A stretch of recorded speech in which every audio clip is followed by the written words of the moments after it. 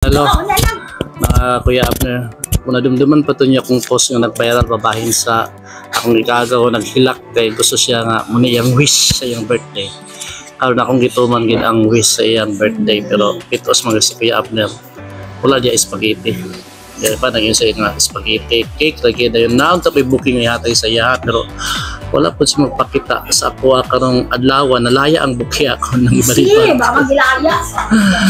Kay katugi palit na ko ang buki katulad itong isa ka-adlaw na insakto yung tako today na pero wa magpakita karong adlaw. So muna una ko gihatag ng buki. So karon cake na akong gihatag basing naglanay na pud akong cake kay init ba kay karong adlaw nya ganina ra ni ang cake. So muna siya mga Kuya Abner. So atong interviewon si Kuya Abner kung sa iyang libati sa iyang ika-56 birthday karon. Katong akong followers diya sa Taiwan nga nangutana siya sa lipstick ngano maka-lipstick na siya. Nang lipstick na siya.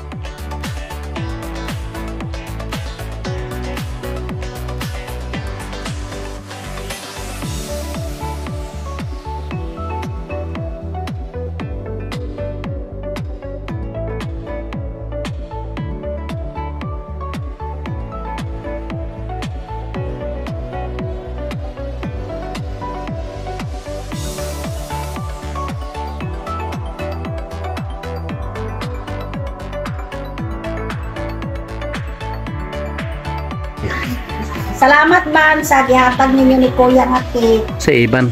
Sa Iban. Bambang. Iban nga. Salamat.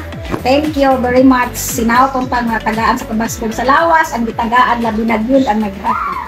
Thank you very much.